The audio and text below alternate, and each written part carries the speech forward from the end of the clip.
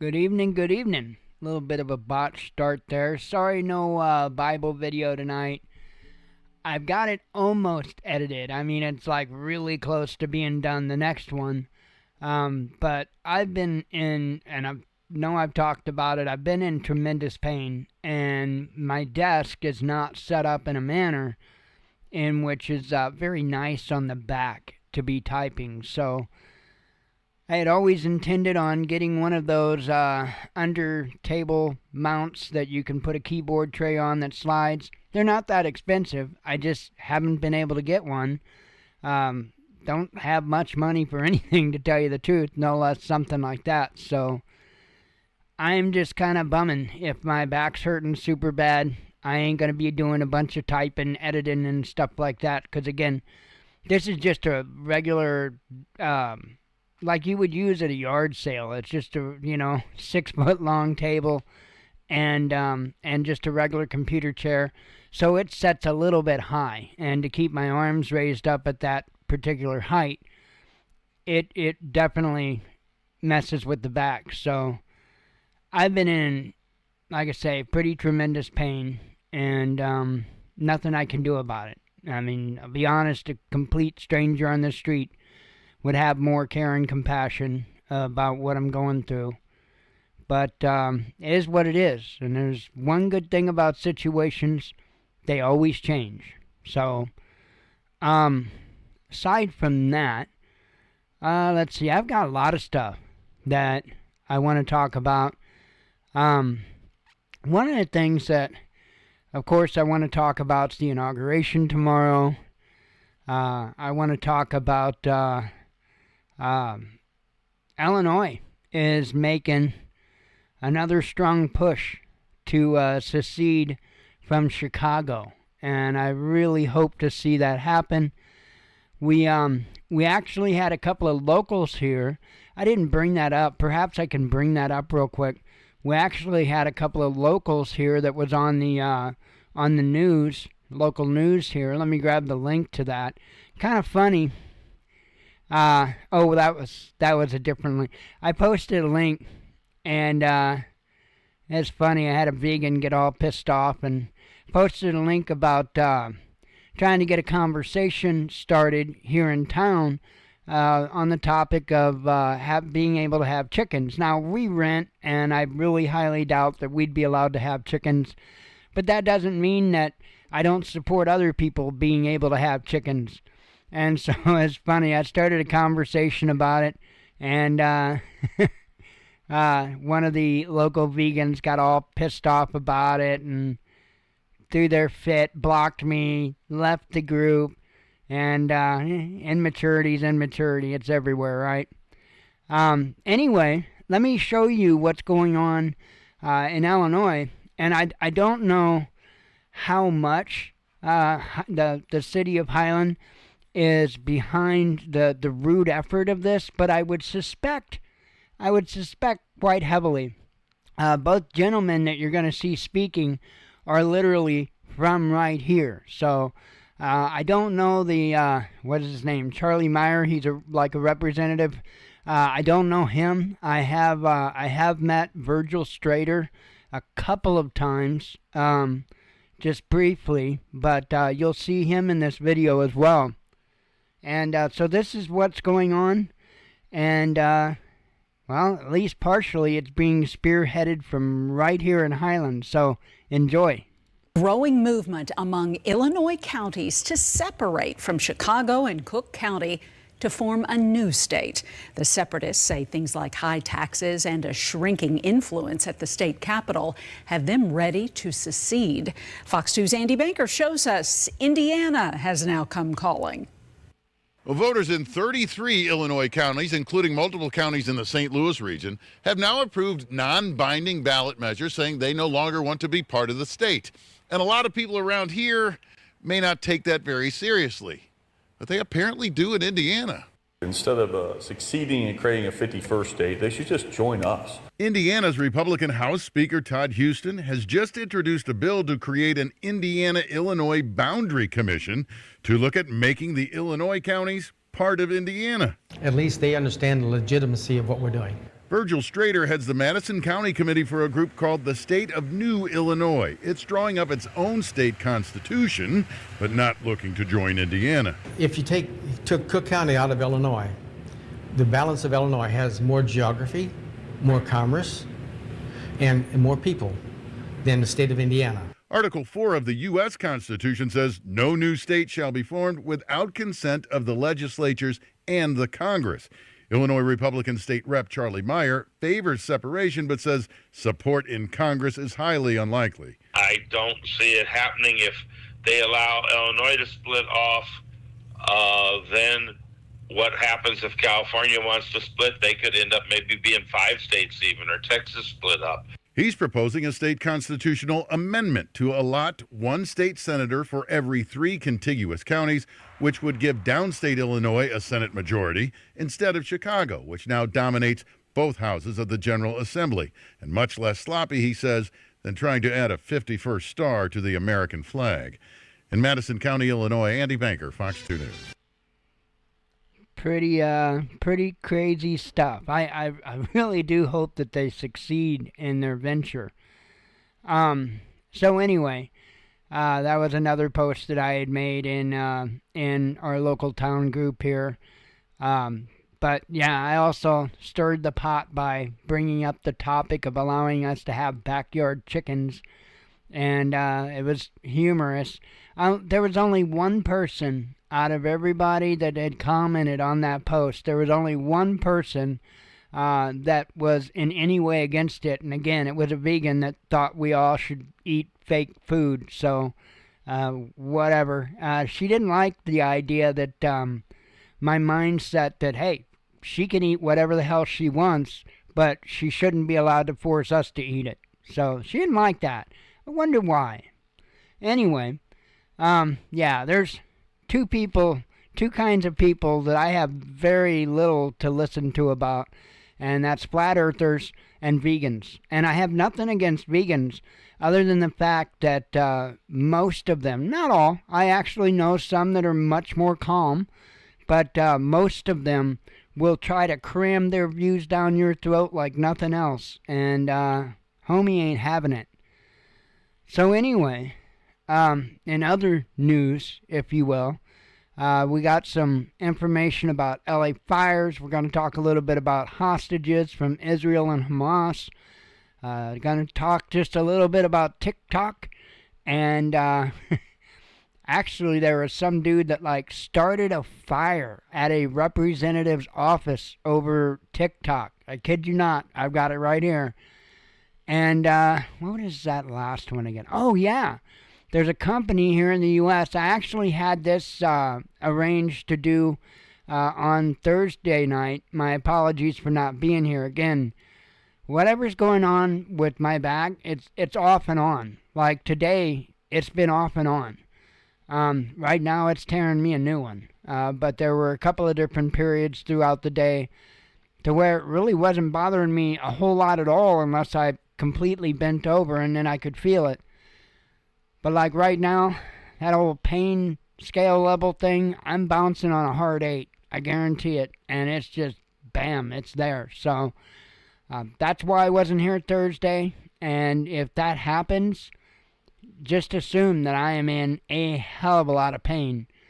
So anyway, I want to move on to this LA wildfire thing and some articles about it. And I know you've all seen, I think I've even shown the video here of I think she's like assistant fire chief or something like that of LA. She's head of the DEI nonsense.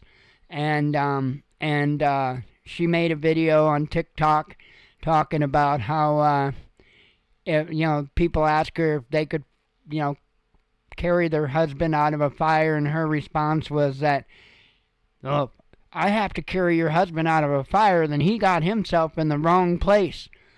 And what's mind-blowing to me is that she's still in her position. She should have been ousted from that position the moment that video started going viral. But I think it speaks volumes that she hasn't been. Thankfully, we are less than 24 hours to what I believe will be the end to this evil nonsense that's been going on in this country. And I do believe it's going to be an end. There is so much motivation behind Trump. And I'm not a trumpet. I will call things how I see it. That's the way I've always been. It's how I'll continue to be. But there is so much momentum behind Trump right now. If I was some of these radical leftists, I would fade away into the dark. I really would. Because people are not going to have it anymore. So, the first article I've got, very sad story. You may or may not have heard about this. Former child actor Rory Sykes killed in LA fires as water ran dry, his mother says. And this is a truly heartbreaking story. Says an Australian mother has spoken of how she tried in vain to save her blind son from the Los Angeles area wildfires as water supplies ran dry. Shelley Sykes, a TV production entrepreneur, told Australian media of a desperate battle to save her 32-year-old son, Rory Sykes, who had cerebral palsy. He was not only blind, but he had CP. So, CP, there's a wide range of what it can cover. I mean, it could be something to where visibly it's not very noticeable to others. At the same time, it can have people pretty much in like a quadriplegic state where they have very little to no use of their arms, their legs. Again, some of them you could barely tell that there's anything wrong. Others can't even talk. So it's a very wide range of how it can affect you. And I don't know where the young man was in that spectrum. So apparently he did have issues with walking, and I believe that it was stated somewhere where she would have had to have helped him walk. But there was other problems than that. I think, I want to say that he had like a cinder block on him or something like to that effect. And the mother, well, I'll read the article. I don't know how much is here, but I'll read the article, and if it's not in here, I'll speak it.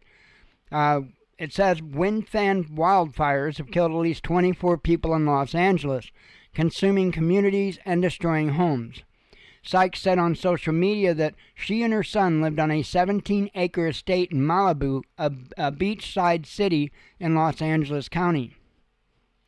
Rory Sykes, who appeared in British TV show Kitty Capers in the 1990s, had his own self-contained cottage on the estate, she said. Her son was blind and had difficulty walking. Rory's feet, with the heat, had started to swell, and he couldn't walk very well.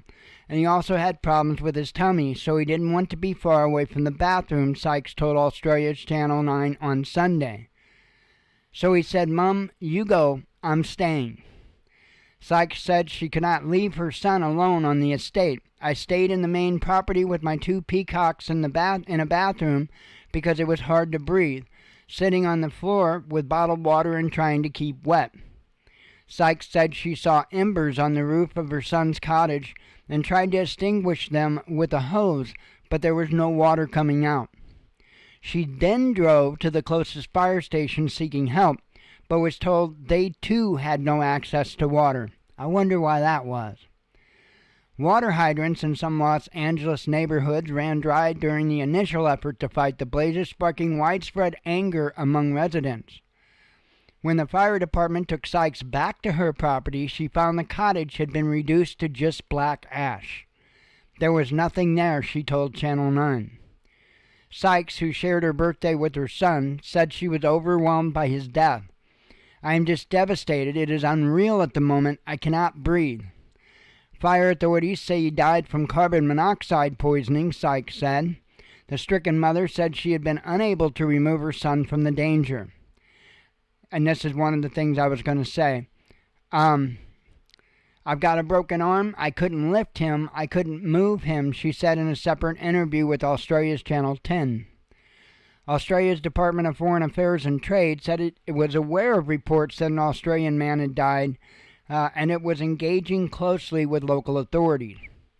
The department said it was providing consular assistance to the man's family, but was unable to comment further, citing privacy obligations. It's ridiculous. And the only thing, when I read this story, the only thing I can see is the video of that mentally confused woman talking about how, well, if your husband's in a fire, he got himself in the wrong place. Well, did Mr. Sykes get himself in the wrong place? Was that on him? Was that his fault? I don't get it.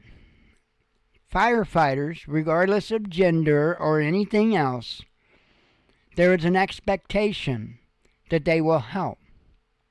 And they absolutely, and one thing that frustrates me about this story is, okay, they didn't have any water. Do they have arms and legs? Maybe they could have followed her home and got him out of there, because I have a distinct feeling, and I could be wrong on this, but I have a distinct feeling that it wasn't a matter of her showing up there and then going right back.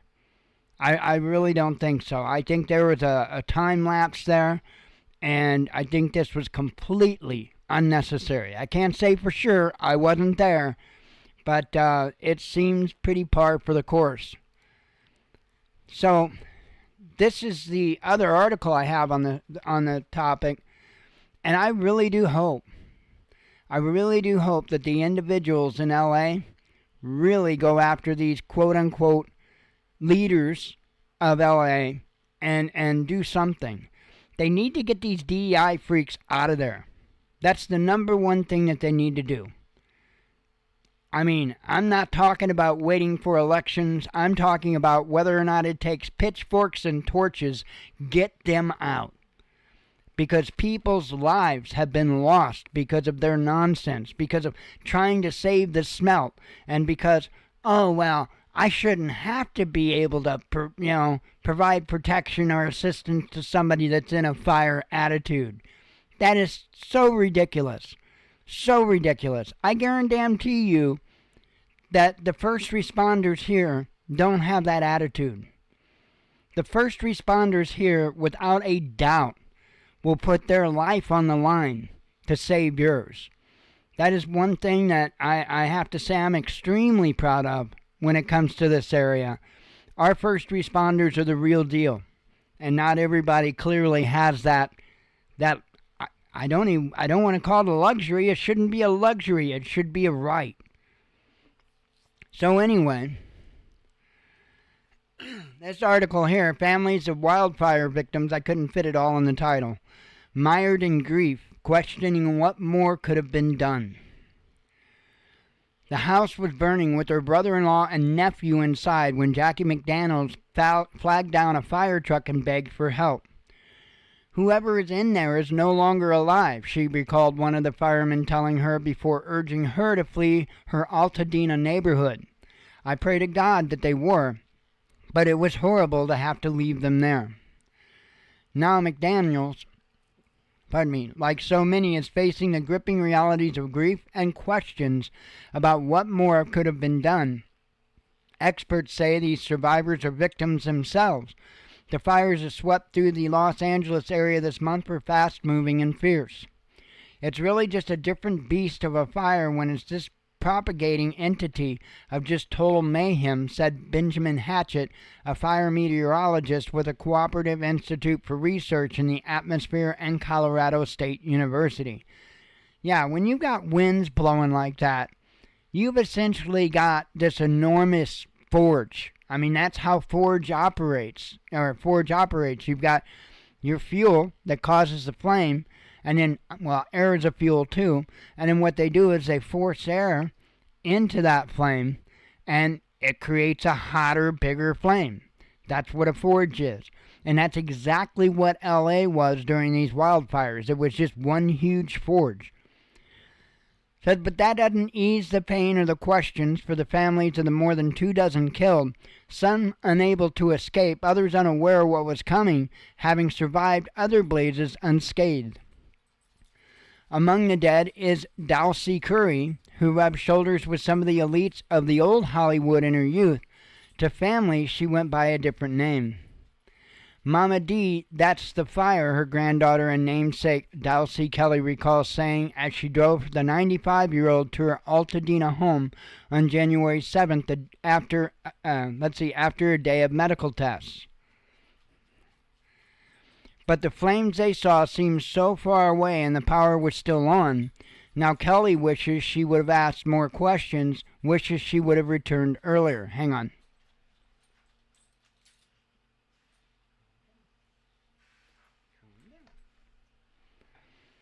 Let's see. I will live with that regret for the rest of my life, she said. That saddens Jennifer Marlin, a wildlife and climate research scientist at Yale School of the Environment. She said larger factors were at play. The summer, the warmest on record in California, drying out vegetation that fueled the flames. These are, by and large, not situations that people could have really anticipated, she said. It's incredibly tragic that people are blaming themselves and racked with guilt.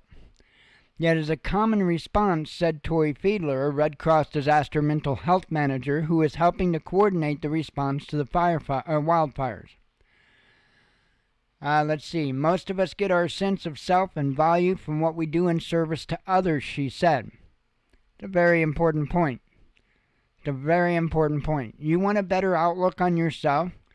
You want to be more confident, more capable feeling? It's about what you do for others. If you refuse to do anything for others, you're going to be miserable.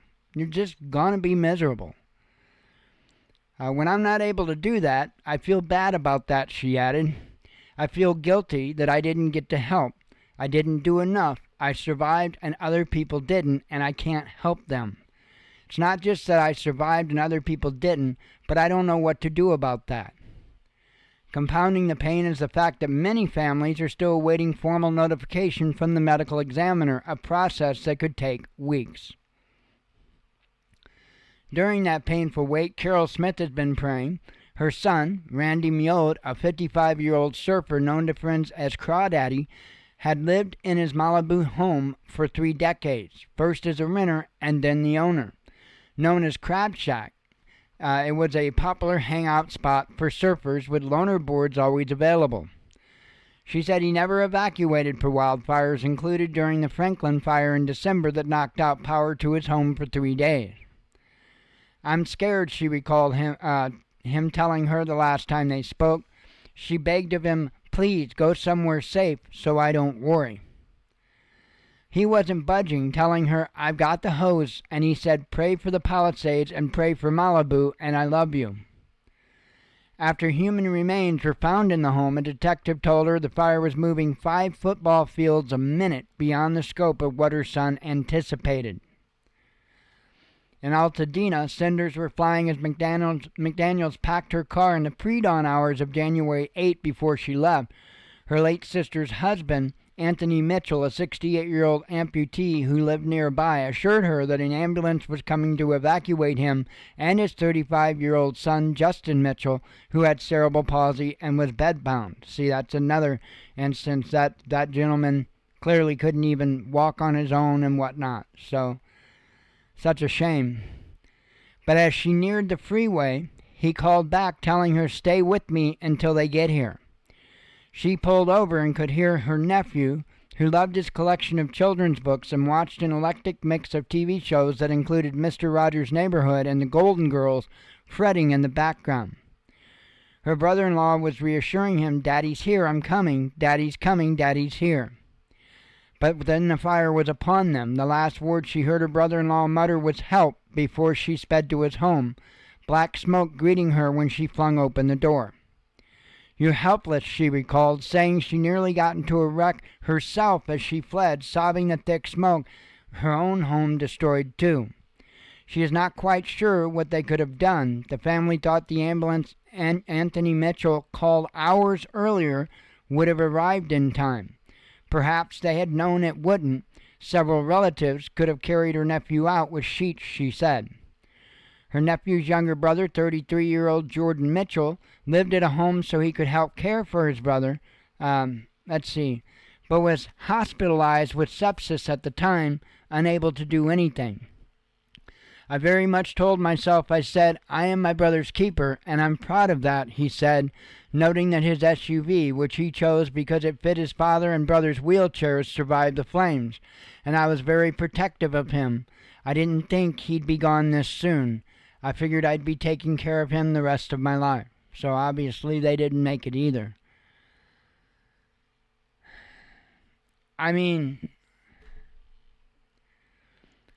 fires are going to happen.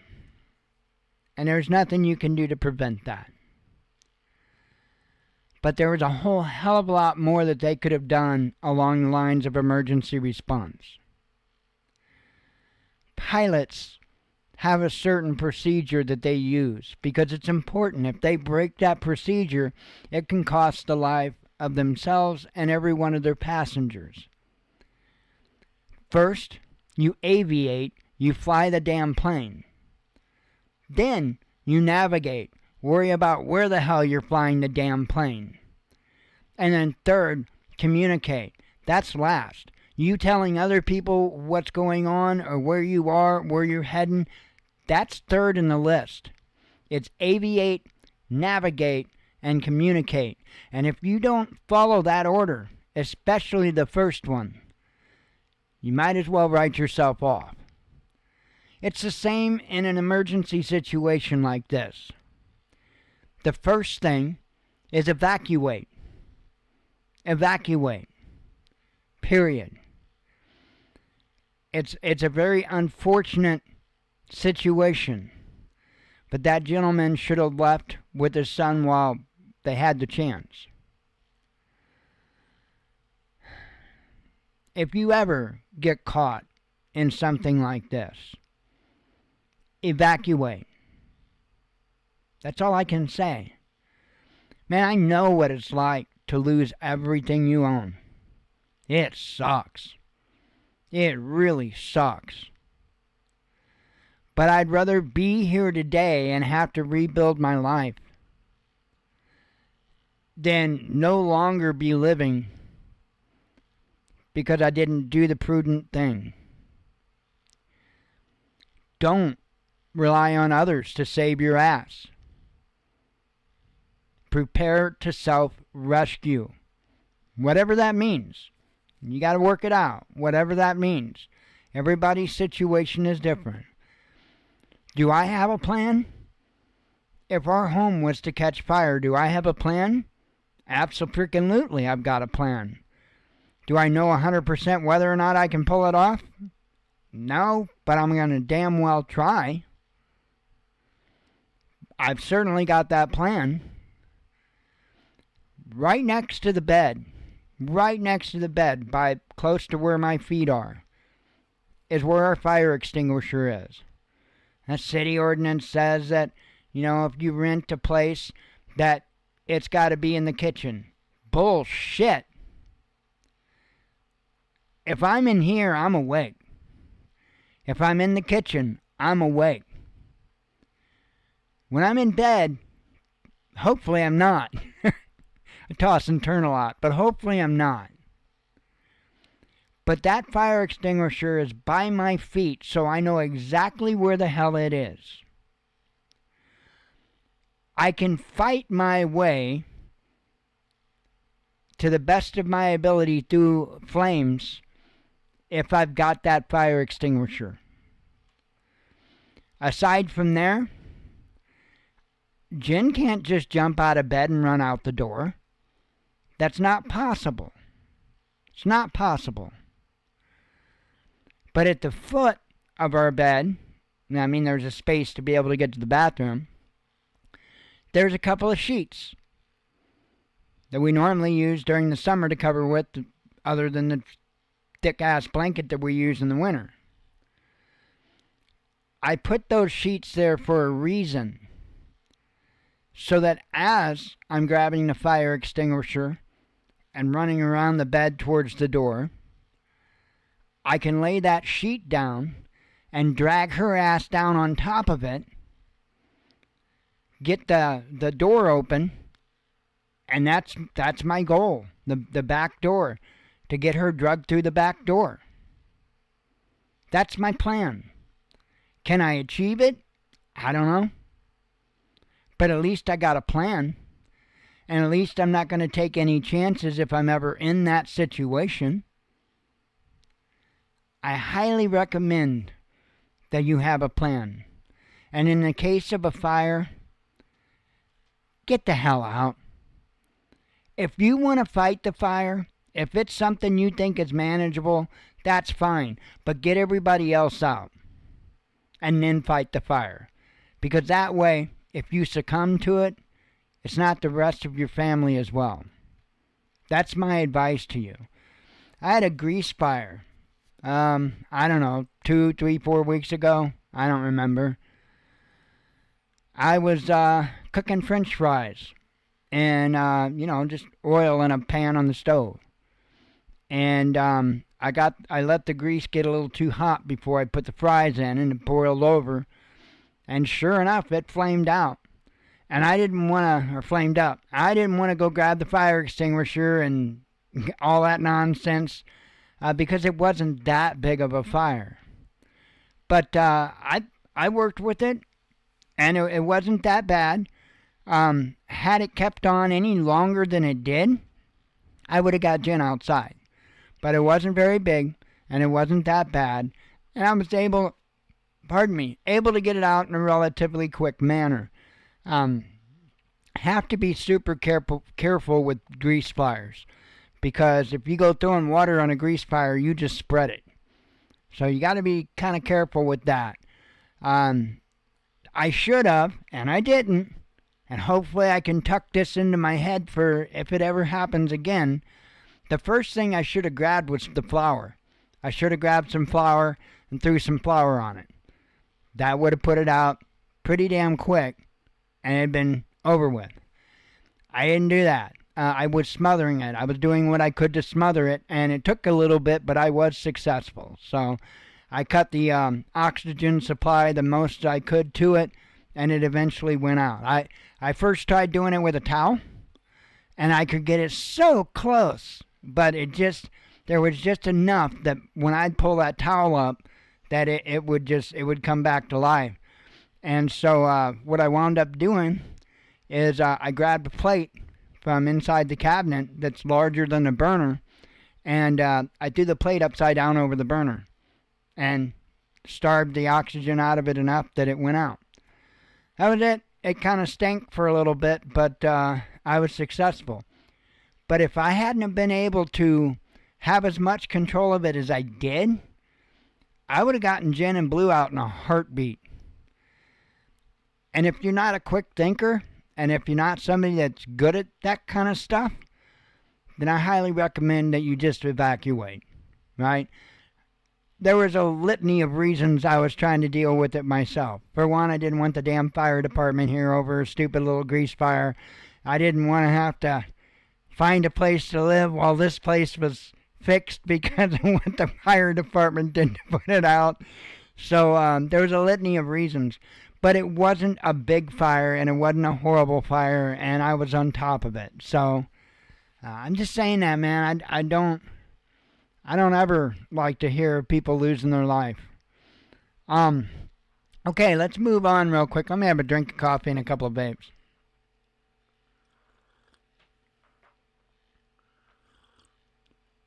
Flour, though. Flour's your answer to a grease fire. And why the hell that wasn't at the front of my head at the time, I don't know. I'm usually better than that.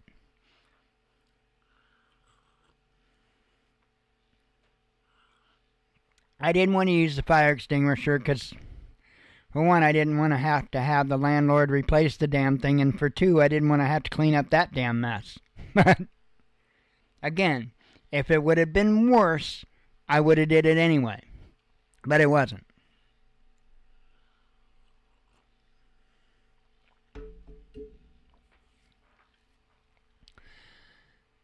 And, if you're unsure, don't mess around. If you got a fire extinguisher, grab it. It's not worth losing everything and possibly including your life just because of a mess. So, I'm a pretty competent person, and so I wasn't too awfully concerned. Okay. Trump, man. Wow. Have you ever seen an incoming president get more stuff done before he's inaugurated? I mean, it's blowing my mind. It really is. And again, I'm not a trumpet, like I like to call them, but I call things as I see it.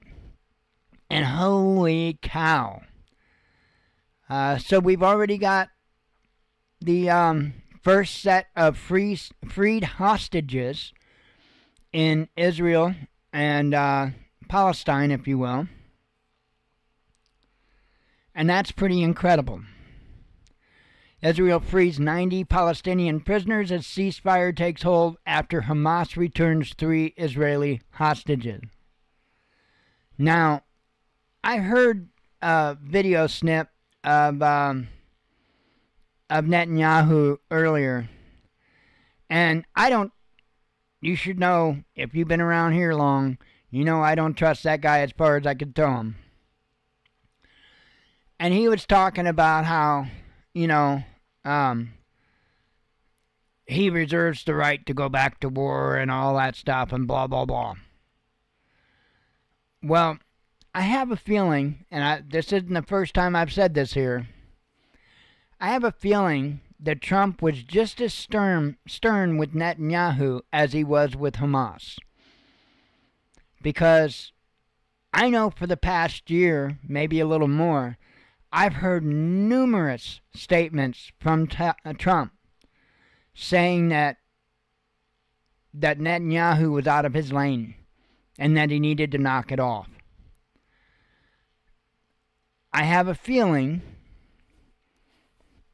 that Trump was very stern to both sides. And look, in the end, the only thing that matters is results. And we're getting results. So hopefully there's a multi-phase process to all of this. One of them including a ceasefire, which has started, and the release of hostages and prisoners. That started.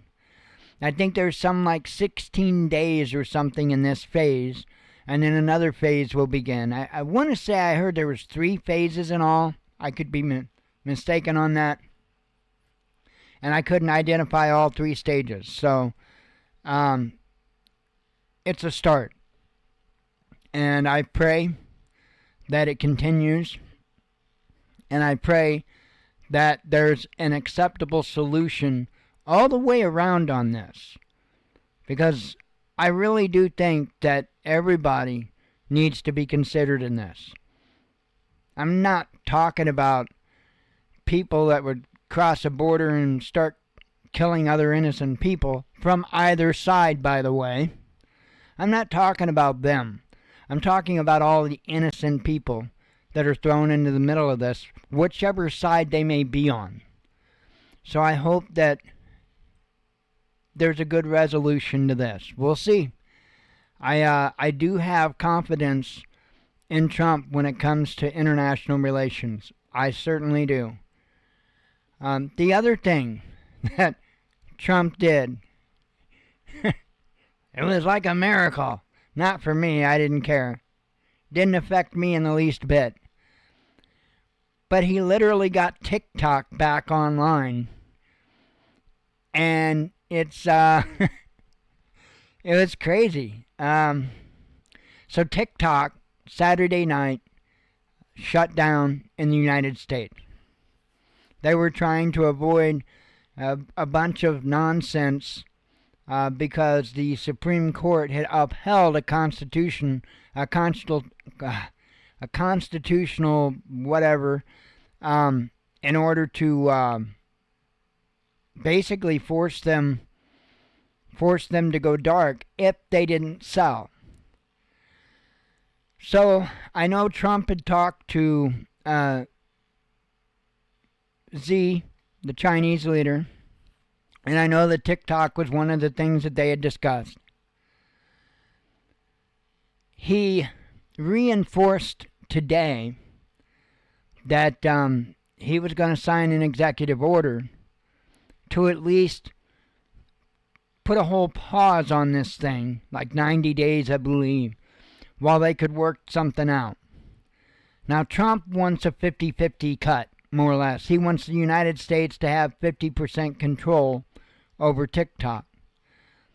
It would seem that ByteDance and China must be in agreement with this, because after Trump reiterated today that he would sign that executive order tomorrow, they came back online.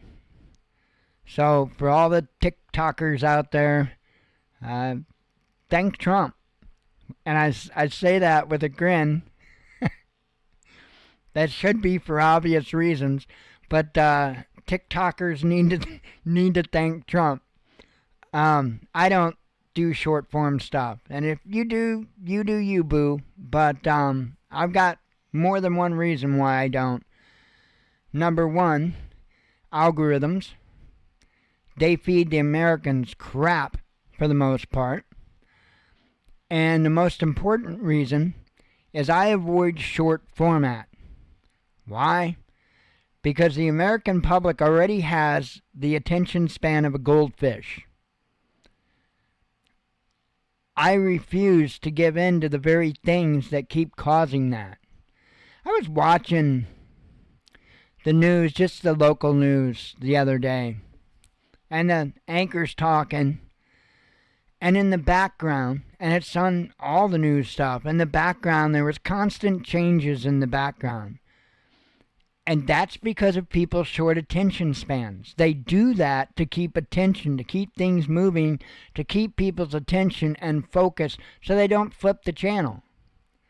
That's pretty messed up, in my opinion. That's pretty messed up. In most instances, and you could ask YouTubers this, in most instances, most YouTubers' videos don't get watched a whole lot. Yeah, they might have 100,000 views on a video, but it might be a 10-minute video that over half the people only watched 15 seconds of. That's a fact. I fight that. Meaning, if I click on a video, there's a very good chance, a 99.999 chance that I am going to watch that video from start to finish. Now, if they do some damn in-video infomercial bullshit, and I don't care if it's Tucker Carlson or who it is, I will skip through that nonsense. Because, come on. I get it. People need to make money. But enough's enough. Enough's enough. That's the other good thing about Trump coming back, is that you're going to see the landscape on YouTube change. Because I'm telling you, all the doom and gloom bullshit that the preppers have been used to doing for the last 4 years, it ain't going to be profitable anymore. Mark my word, just watch. Within 6 months, either those channels will pivot or they will slowly fade away. Just watch. I've been at this for over a decade now. Been watching YouTube for a lot longer than that. Couple of decades. I know trends. Just watch. People ain't going to have it for several reasons. For one, they're going to want an upbeat thing because Trump's saying, and they like Trump, and everything's got to be good and glory and rose-colored glasses. Or else they're not going to stand for it. Mark my word, I do news. I've done news. I've been through these rounds, right? When Obama was president, when I started doing this, news was kind of a popular, kind of accepted thing, I could talk about dark things or whatever, and people were good with it. But when Trump got in office, boy, that mindset changed quite a bit. Quite a bit. And then when he left office and old Dumbledore got in, I mean, it was like the darker, the more scarier you could make it sound, the more it was craved. It's going to bounce back. Mark my words, and I can't wait.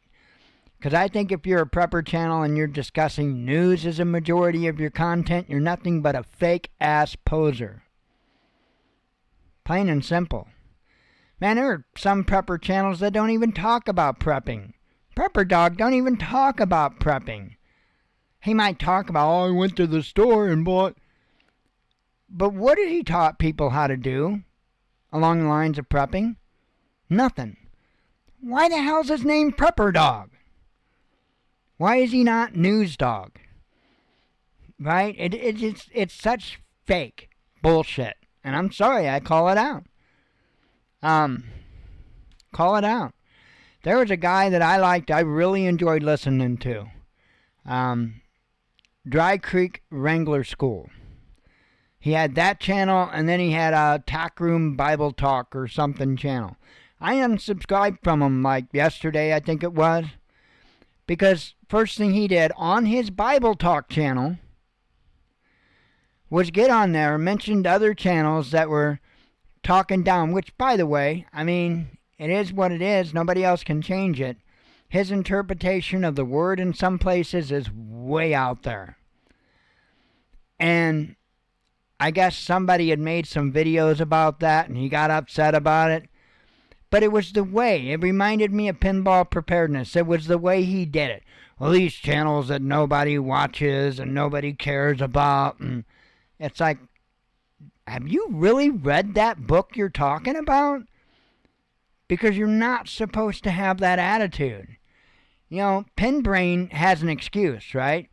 Because he's not got the Bible as the forefront to what he does. So he's got that excuse. But when you have a channel that talks about the Bible and you do the very things that God commands you not to do, yeah, so anyway, crazy. So this happened over the, we're gonna go motivate back over the TikTok stuff. This happened, hang on, let me have coffee. I need my coffee tonight. I am freezing. We actually got the curtain shut and the blind pulled down just to help as insulation a little bit, because holy cow, it's been cold in this house today. We've had pretty strong winds, and it's pretty cool outside. Wind chills below zero, and we've actually got the furnace on, along with our heaters that we use. Got the furnace on too for backup, because holy cow.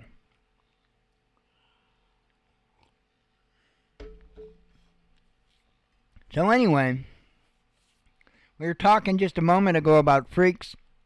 Got another freak for you. Man accused of starting fire at congressman's office motivated by TikTok ban, police say. Man accused of setting fire to a strip mall in Wisconsin where a congressman's office is located told authorities he was motivated by the federal ban on popular TikTok video sharing platform. Republican Representative Glenn Grothman had voted last April for a bill that mandated TikTok's China-based parent company sell its U.S. operation by Sunday.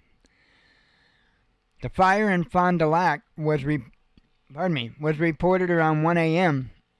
The building was unoccupied at the time and no injuries were reported, police said. Fire began outside the building, caused minor damage before it was quickly extinguished by firefighters and police. The 19-year-old, imagine that, the 19-year-old Menashe man, whose name has not been released, was in custody and will be charged with arson, police said. They said he was arrested after he was seen near the mall, watching the fire. Grothman said he was aware of the fire but had no immediate comment about it. So, what are you going to say about that? I mean, that's pretty methed up.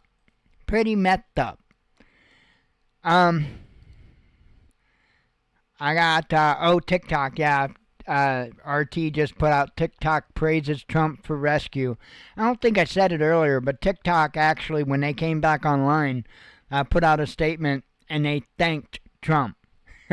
So, I mean, come on now. That's pretty telling. So this last article I've got here, I had it for Thursday night's show. And I don't know, I'm excited by it. I am excited about it. And I sat there and I thought biblically about this because it could have biblical implications. And I know that there would be different people, that think differently on this, especially when it comes to theological aspects of it. And I'll explain what my thoughts are. But let me show you this. This is like cool. In my opinion, I'm a science guy. U.S. company wants to resurrect mammoths. Man, I think it's cool. I like the whole idea of Jurassic Park if they had a little better containment. You know what I mean? Texas-based Colossal Biosciences aims to bring back from extinction the woolly mammoth, the Tasmanian tiger, and the dodo bird, and has raised another $200 million for the projects. The startup is headed by AI entrepreneur Ben Lamb, who told Bloomberg that Colossal is on track to have a mammoth calf by 2028. We're not going to do anything until we get the genomes right, Lamb said in an interview with Bloomberg Technology on Wednesday. The company is currently in the editing phase of the project, with the Tasmanian tiger, or thylacine, actually ahead of schedule, Lamb said. Team of 17 is working on artificial wombs, the first of which ought to be ready within 2 years, he added. So, no need to really read the rest of it. You get the gist of it. And I know there are a lot of people that would quickly say, oh, well, you can't do that. That's playing God. Is it? I think if they, and I know it mentioned editing phase, but I don't think that means as in changing it from what it was. I think that just means making it viable for them to be able to do this. I like the idea.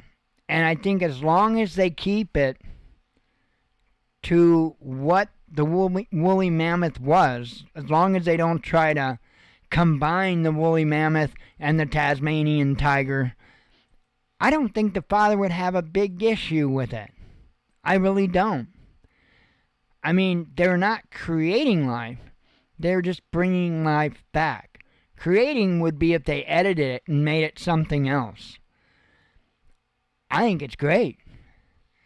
I think it's great. And I think it would be awesome to have some island somewhere where you could go see dinosaurs, or you could, see animals that once roamed the earth and no longer do. That's just my personal opinion. I love science. I really do. And I just think it would be so awesome if they could bring some of these animals back. And we could learn so much. Going through school, of course, just like they taught us about the dinosaurs. We got to see the skeletons of the dinosaurs and stuff like that. But do you know how far off they were when they described the appearance of the dinosaurs? Because from the latest science, it would appear that many of the dinosaurs were feathered. Right? And we were all taught, oh, they got brown skin, and right? Many of them were feathered. And I think it would be incredible if we could actually see these animals for how they really were. And that we could learn about them and study them. I mean, I am all for science. And they are increasingly able to communicate more and whatnot with like whales. And that's so important, in my opinion, in scientific research, because we can learn so much from whales. May not have known that, but we can. I do believe that we could learn a whole lot from some of these other animals as well. I think it's cool. I think it needs to be done ethically. And I think that they need to make sure that they don't alter anything. And on another note associated with this, there's several animals that are on the extinction list. Some of those animals don't have a mate because the only ones left are either male or either female. And so when they die off, that's it. And it would be so incredible if they could stop that. If they could create a mate for those animals and bring them back. Oh, hey, I'm not a tree hugger. But damn it, if we can save animals, that's important. And I really do think the Father would smile upon us for saving life and for bringing back life, as long as we didn't alter His creation. I think that's pretty firm when it comes to that. But that's how I feel on the subject. I don't know. I'm sure it's one of those things that a lot of people have a lot of different views on, and that's cool. That's cool. I'm just glad we can even have this conversation. It's amazing where technology has came. I'm born in 72. I got to watch a whole lot of technology get unveiled throughout the 80s and 90s and beyond. I like watching it. It's exciting. Anyway, I am going to get out of here. I hope you all have a good evening. God willing, I feel up to being here tomorrow. Hopefully I'll have some of the Bible videos done. I wanted to stay like a week ahead, and that just didn't happen. So my apologies for that. I'm almost done with the one that would have been tonight. So I will make sure that gets done for tomorrow night. And going to try and get at least another one or two ahead if I can manage it. So I thank you for coming. And hopefully we'll see you tomorrow. Shalom.